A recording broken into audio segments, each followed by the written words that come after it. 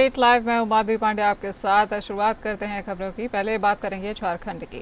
झारखंड के मुख्यमंत्री हेमंत सोरेन की अध्यक्षता में बुधवार को प्रोजेक्ट भवन में आयोजित राज्य कैबिनेट की बैठक में 27 महत्वपूर्ण प्रस्तावों को मंजूरी दी गई है। सबसे अहम निर्णय अफीम की अवैध खेती पर रोक लगाने से जुड़ा रहा और इसके तहत राज्य के उन 4 जिलों में जहां अफीम की खेती सबसे अधिक होती है, narcotics, drugs and psychotropic substance यानी एनडीपीएस पुलिस थाना स्थापित किए जाएंगे। सरकार का मानना है कि इन थानों से मादक पदार्थों के अवैध कारोबार और खेती पर सख्ती से लगाम लगाई जा सकेगी। शिक्षा के क्षेत्र में भी बड़े फैसले लिए गए हैं। नेतरहाट आवासीय विद्यालय की तर्ज पर बोकारो में नया आवासीय विद्यालय खोला जाएगा।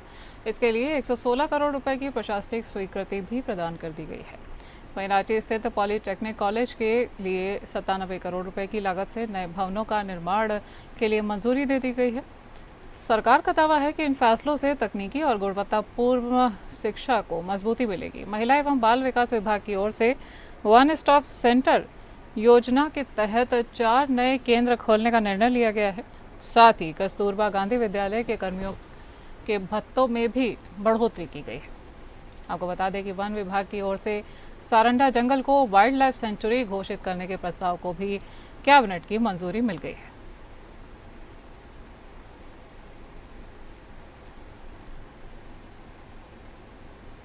इसके साथ ही झारखंड सचिवालय कार्यालय प्रक्रिया 2025 को स्वीकृति भी प्रदान की गई है और निजी सुरक्षा एजेंसियों के संचालन नियमावली में संशोधन भी किया गया है। इन फैसलों को राज्य सरकार ने प्रशासनिक और सामाजिक दृष्टि से बेहद महत्वपूर्ण बताया।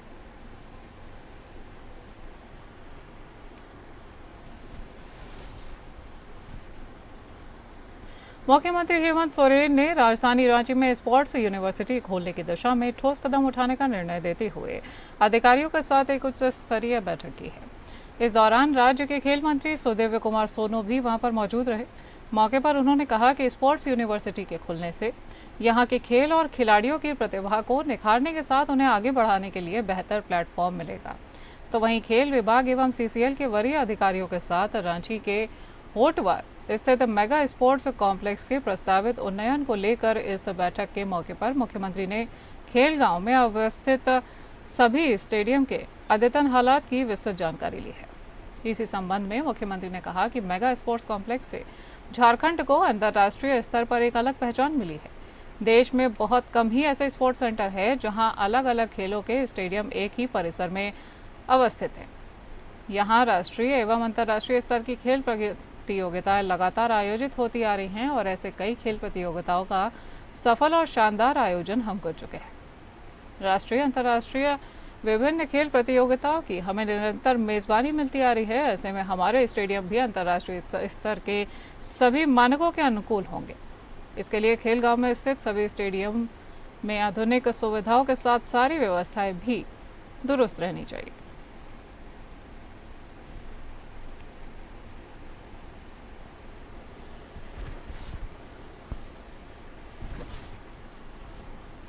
राज्य में पेसा कानून नियमावली तैयार करने को लेकर झारखंड हाईकोर्ट ने एक बार फिर हेमंत सरकार के खिलाफ सख्त रवैया अपनाया है।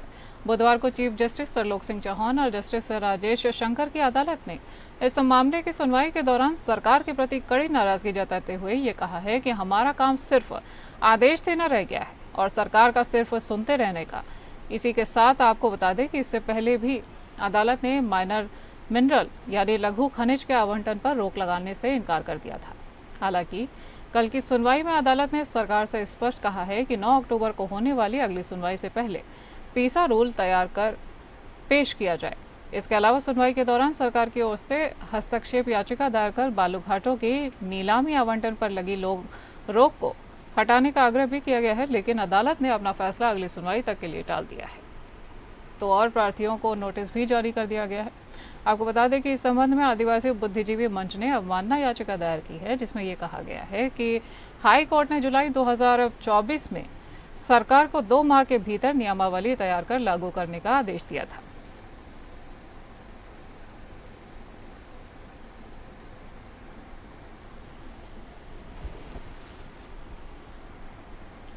झारखंड हाईकोर्ट द्वारा जेपीएससी संयुक्त सिविल सेवा परीक्षा 2023 के रिजल्ट को चुनौती देने वाली याचिका पर बीते कल यानी बुधवार को सुनवाई करते हुए पोर्ट्स कोटे के अभ्यर्थी फैजान रजा की याचिका पर सख्त आदेश दिया गया है कि सरकार अगले आदेश तक 4 सीटों पर नियुक्ति न करे।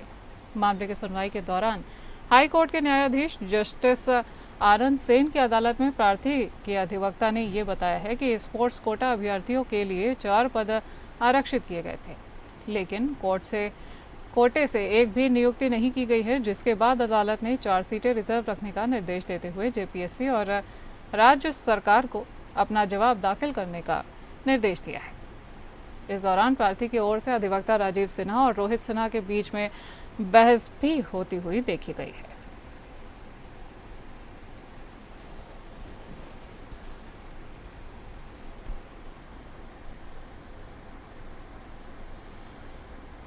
झारखंड के गढ़वा केतार प्रखंड पाचा डूमर गांव में जल जीवन मिशन की हकीकत उजागर हो गई है।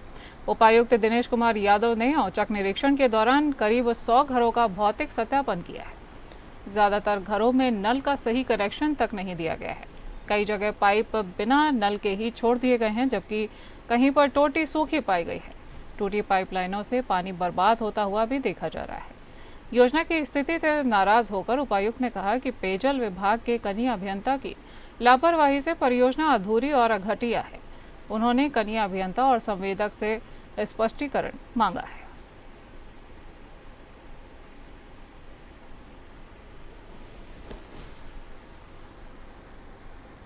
देवघर के किसान इन दिनों जंगली जानवरों से काफी परेशान नजर आ रहे हैं। देवघर के सारवा प्रखंड के कई गांवों में जंगल से निकलने वाले जंगली सुअर किसानों के लगाए फसलों को बर्बाद कर रहे हैं।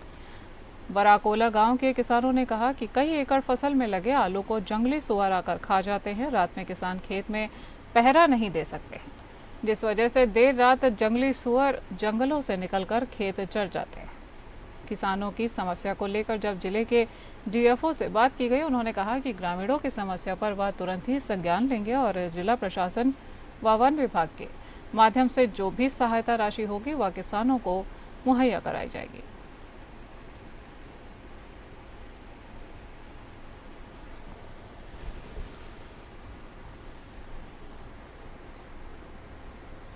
बोकारो जिले में हाथियों का एक बड़ा झुंड गोला रामगढ़ जिले से होते हुए बोकारो आ पहुंचा है। वन विभाग की टीम 3 दिनों से इस बड़े हाथियों के झुंड की सूचना को लेकर ग्रामीण क्षेत्रों में प्रचार प्रसार कर रही है। वहीं 42 हाथियों के इस झुंड में 3 नवजात हाथी के बच्चे भी शामिल हैं।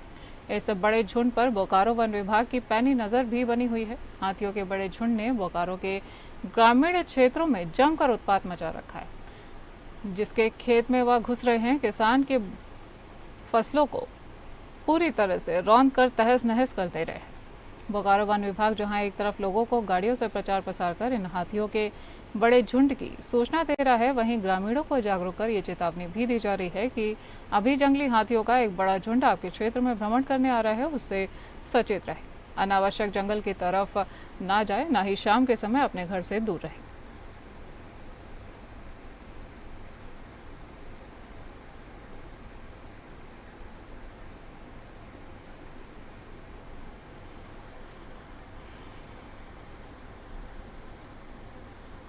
राजधानी रांची में शारदीय नवरात्र पर इस वर्ष साउथ के सबसे प्रसिद्ध मंदिर तिरुपति बालाजी का प्रारूप बनाया गया है, जहां सबसे ज्यादा आकर्षण का केंद्र बनी है 40 फुट ऊंची बजरंग बली की वो मूर्ति, जिसे श्रद्धालु पंडाल में प्रवेश करते ही देख पाएंगे। इसी कड़ी में हमारी संवाददाता तृप्ति सिंह ने रेलवे स्टेशन स्थित पंडाल परिसर में पहुंचकर इस भव्य आयोजन और पंडाल के निर्माण से जुड़ी खास जानकारियां दी हैं। आप भी देखिए ये पूरी रिपोर्ट। इस बार के नवरात्र में राजधानी रांची स्थित रेलवे स्टेशन पर बहुत ही कुछ खास देखने को मिलेगा। न सिर्फ भव्य पंडाल, बल्कि भव्य पंडाल के साथ साउथ की खूबसूरती नजर आएगी। यहाँ पर साउथ की खूबसूरत मंदिर का यहाँ दृश्य आपको देखने को मिलेगा। काफी खूबसूरत यहाँ पर पंडाल को निर्मित किया जा रहा है। पूरी तरह से नहीं, लेकिन लगभग ये पंडाल बनकर तैयार है। तो चलिए आपको बता दें, इस बार राजधानी रांची स्थित रेलवे स्टेशन पर जो नवरात्र पर दुर्गा पूजा महोत्सव के मौके पर पंडाल का निर्माण किया जा रहा है, वो आखिर किससे प्रेरित होकर किया जा रहा है। जैसा कि आप देख सकते हैं, यहाँ पर हम आपको दिखा रहे हैं आंध्र प्रदेश के प्रसिद्ध तिरुपति बालाजी मंदिर के प्रारूप को तैयार किया जा रहा है। 40 फीट का ऊंचा हनुमान का ये जो मूर्ति आपको नजर आ रहा है, ये हनुमान की मूर्ति को बनाने में काफी ज्यादा यहाँ पर देखे जाए तो बारीकी से काम की गई है। इसके अलावा आपको जानकारी देना चाहेंगे कि खास तौर पर यहाँ पर अगर देखा जाए तो सुनहरे रंग से, सफेद और सुनहरे रंग से इस मूर्ति को सजाया गया है। भगवान श्री हनुमान की मूर्ति को 40 फीट ऊंचा यहाँ पर सबसे पहले मुख्य द्वार पर दर्शन के लिए, श्रद्धालुओं के दर्शन के लिए यहाँ पर विराजमान किया गया है, जो पंडाल में सबसे पहले आकर्षण का केंद्र बना हुआ है। दुर्गा पूजा का पंडाल चर्चाओं में रहता है और इसलिए इस बार भी कुछ नया और अनोखा करने की कोशिश की गई है। यकीनन आप ये तस्वीरें और नजारे देख रहे होंगे इस पंडाल के, तो आपको यकीन हुआ होगा कि सच में इस बार कुछ और भी खास किया गया है।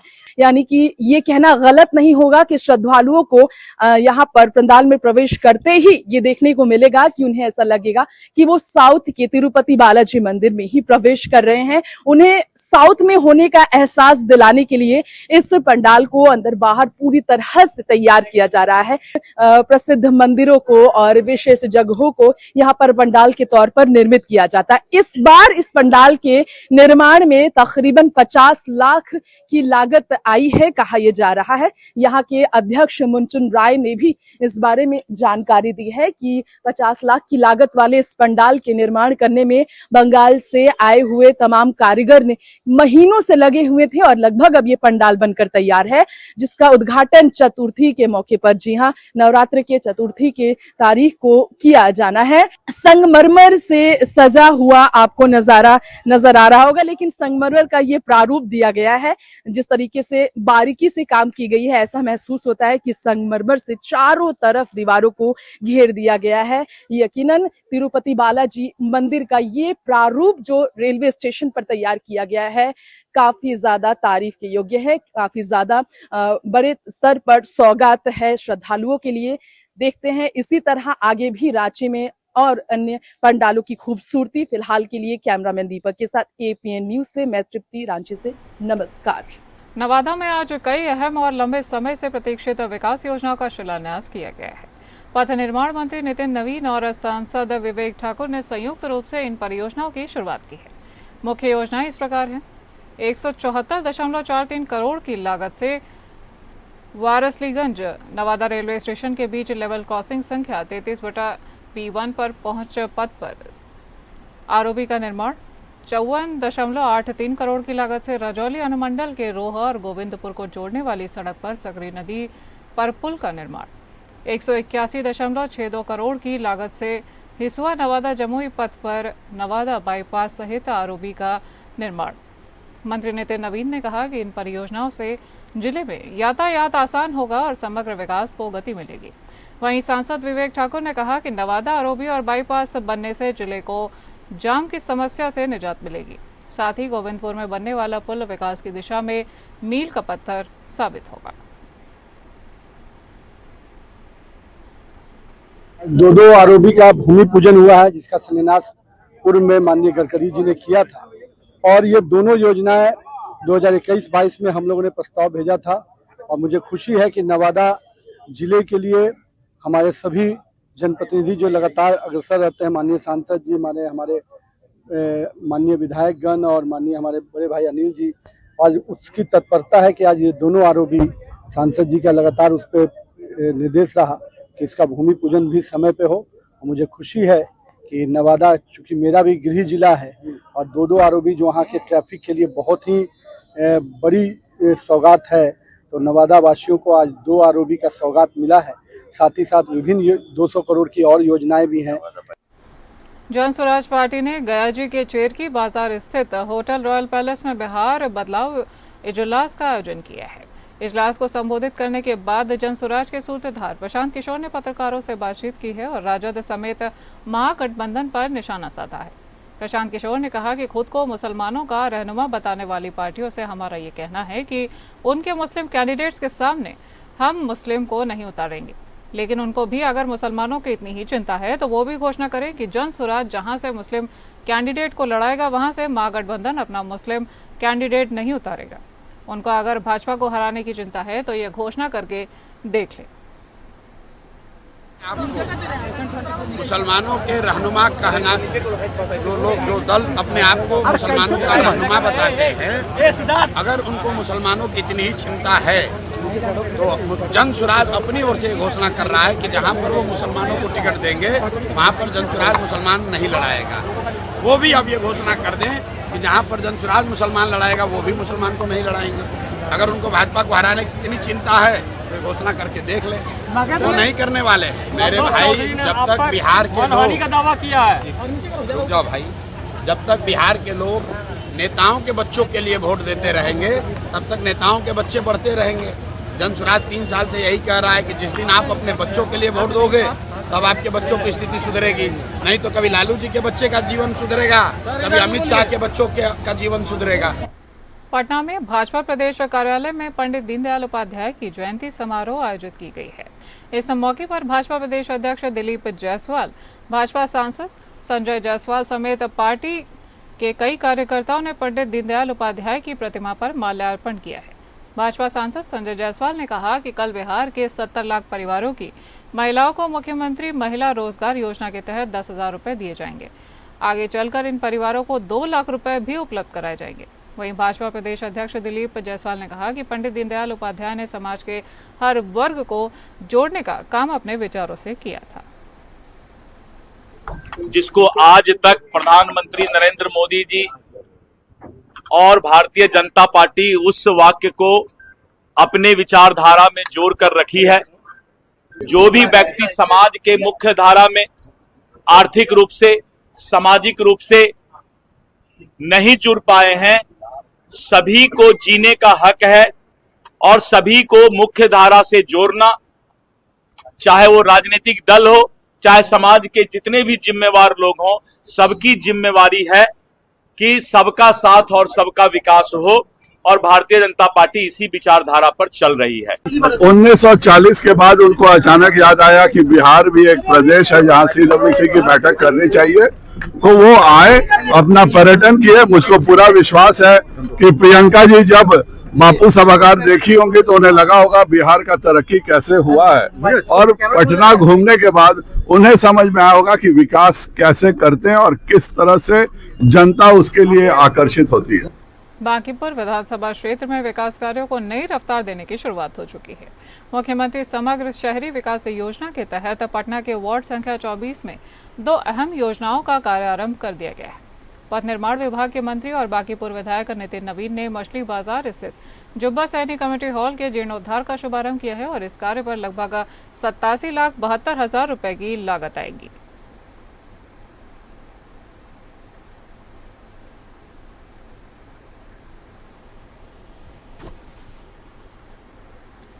पटना हाईकोर्ट के चीफ जस्टिस पवन कुमार बजंथरी और एडवोकेट जनरल पी.के. शाही ने संयुक्त रूप से court case monitoring system mobile app launch किया है। इस ऐप के माध्यम से सरकारी अधिवक्ता और विभाग सीधे सूचनाओं का आदान प्रदान कर सकेंगे, जिससे न्याय प्रक्रिया में तेजी आ जाएगी और देरी कम होगी। इस ऐप के लॉन्च होने से न्याय प्रक्रिया अधिक सुलभ होगी और सरकारी विभागों के साथ सूचनाओं का आदान प्रदान भी आसान हो जाएगा।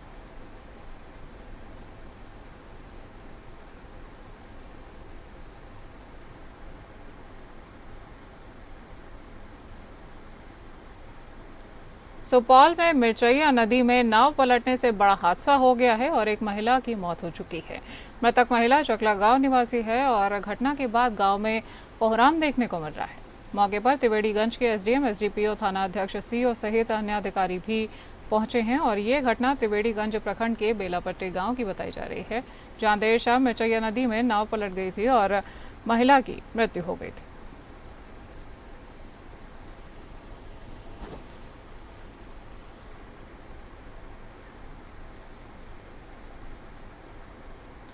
बात करेंगे छत्तीसगढ़ की। मुख्यमंत्री विष्णुदेव साय ने रायपुर स्थित पंडित दीनदयाल उपाध्याय ऑडिटोरियम में आयोजित राष्ट्रीय सेवा योजना यानी एनएसएस के राज्य स्तरीय स्थापना दिवस एवं सम्मान समारोह को संबोधित करते हुए कहा कि जब कोई कार्य हम व्यक्तिगत स्वार्थ से ऊपर उठकर करते हैं तो वह सेवा और राष्ट्र निर्माण का कार्य बन जाता है। उन्होंने कहा कि एनएसएस के स्वयंसेवक सामाजिक, आर्थिक और सांस्कृतिक विकास में अपना बहुमूल्य योगदान दे रहा है। प्रदेश में 1 लाख से अधिक विद्यार्थी एनएसएस के तहत सक्रिय रूप से सेवा कार्यों में लगे हुए हैं। लगातार ऑपरेशन चल रहे हैं, उसमें नक्सली न्यूट्रलाइज भी हो रहे हैं और हम लोगों ने आत्मसमर्पण का भी आह्वान किया था और अच्छी हम लोग पुनर्वास नीति दिए हैं, उससे भी आकर्षित होके लगातार नक्सली आत्मसमर्पित हो रहे हैं। तो उनके साथ सरकार न्याय कर रही है, उनको स्किलिंग करा रहे हैं, रोजगार से जोड़ रहे हैं, ग्रामीण क्षेत्र में, शहरी क्षेत्र में उनको ज़मीन भी दे रहे हैं और जो आत्मसमर्पण करता है उसको प्रत्येक महीना 10,000 रुपया भी देते हैं, 3 साल तक उनको देंगे और उनके लिए अलग से प्रधानमंत्री आवास वगैरह की भी स्वीकृति कराए हैं। तो ये सबसे आकर्षित होकर आ रहे हैं। तो छत्तीसगढ़ की राजधानी रायपुर के सरोना स्थित के मार्ट में उस समय लोगों को सुखद आश्चर्य हुआ है जब मुख्यमंत्री विष्णुदेव साय वहां पर स्वयं खरीदारी करने के लिए पहुंच गए। वे जीएसटी दरों में कटौती का लाभ जनता तक पहुंचा रहा है या नहीं, इसे देखने के लिए ग्राहक बनकर 1645 रुपए की घरेलू वस्तुएं खरीदने के लिए मुख्यमंत्री वहां पर पहुंचे थे और यूपीआई से भुगतान भी किया है। इस दौरान उन्होंने ग्राहकों से आत्मीयता से बातचीत की है और जीएसटी सुधारों का असर भी जाना है।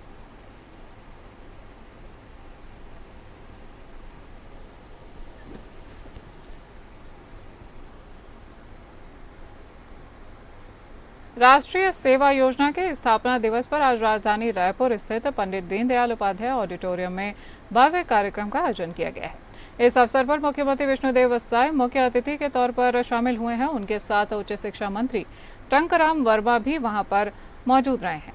एनएसएस और उच्च शिक्षा विभाग के संयुक्त तत्वाधान में आयोजित इस कार्यक्रम में प्रदेश के सभी जिलों में बड़ी संख्या में छात्र छात्राएं भी शामिल हुए। मुख्यमंत्री ने एनएसएस की स्थापना दिवस की शुभकामनाएं देते हुए कहा कि सेवा और समर्पण की भावना से कार्य करने वाले वॉलंटियर्स समाज के प्रेरणा स्रोत हैं। उन्होंने बताया कि देश भर में 8 लाख से अधिक स्वयंसेवक एनएसएस से जुड़े हुए हैं, जिनमें से 1 लाख से ज्यादा केवल छत्तीसगढ़ से हैं।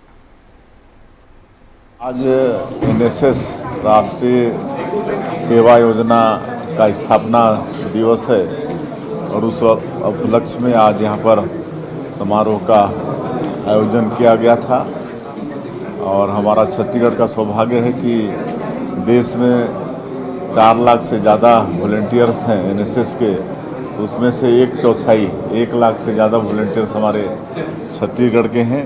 तो आज मैं सभी 1 लाख से ज़्यादा वॉलंटियर्स को और एनएसएस को चलाने वाले देखरेख। छत्तीसगढ़ के राज्यपाल रमन रेखा ने आज अपने परिवार सहित कबीरधाम जिले के मंदिर पहुंचकर विशेष पूजा अर्चना की है। भोरमदेव मंदिर में वो पहुंचे थे। प्राचीन स्थापत्य एवं अद्भुत कलात्मक सौंदर्य के लिए विख्यात ये मंदिर प्रदेश की आस्था का प्रमुख केंद्र माना जाता है। यहाँ पर पहुंचकर उन्होंने आज पूजा अर्चना की है।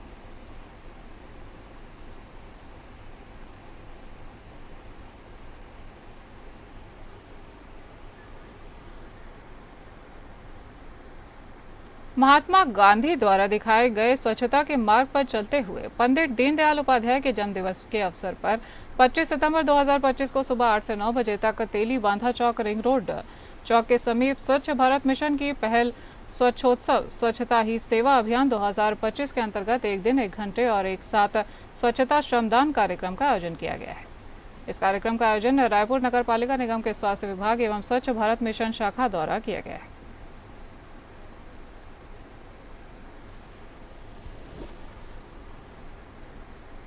नगर निगम आयुक्त विश्वदीप ने महात्मा गांधी सदन स्थित सभा कक्ष में आयोजित टीएल बैठक में विभिन्न विकास कार्यों की समीक्षा करते हुए अधिकारियों को कई महत्वपूर्ण निर्देश दिए हैं। उन्होंने कहा कि नगर निगम क्षेत्र में चल रहे सभी प्रगतिरत विकास कार्यों को 30 सितंबर तक हर हाल में पूरा किया जाए।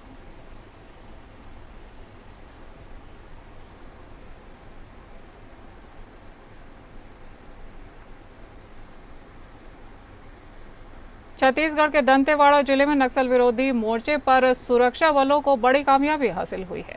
यहां 71 नक्सलियों ने मुख्यधारा में लौटते हुए आत्मसमर्पण कर लिया है।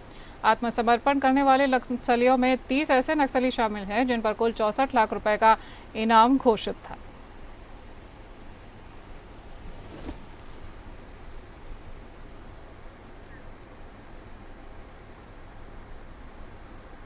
रुक करेंगे महाराष्ट्र का। मुख्यमंत्री देवेंद्र फडणवीस ने नवी मुंबई स्थित सानपाड़ा पुलिस स्टेशन का उद्घाटन किया है। यह नवनिर्मित भवन आधुनिक सुविधाओं और उपकरणों से लैस है और लगभग 18,000 वर्ग फुट क्षेत्रफल वाले इस थाने में खासियत यह है कि यह नवी मुंबई का पहला सौर ऊर्जा संचालित पुलिस स्टेशन है। 4 मंजिला इस इमारत में 40 से ज्यादा कमरे हैं और सुरक्षा के लिए विशेष लॉकर की व्यवस्था भी की गई है।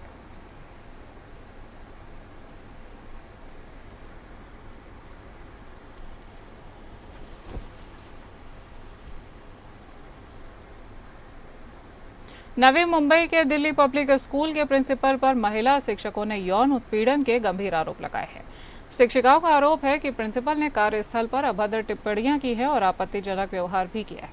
पीड़िताओं का कहना है कि जब उन्होंने शिकायत करने की कोशिश की तो प्रिंसिपल ने उन्हें धमकाया है। इस मामले में शिक्षिकाओं ने राष्ट्रीय महिला आयोग या NRI, सागर police station, DCP Navi Mumbai और पुलिस आयुक्त कार्यालय में लिखित शिकायतें भी दी हैं।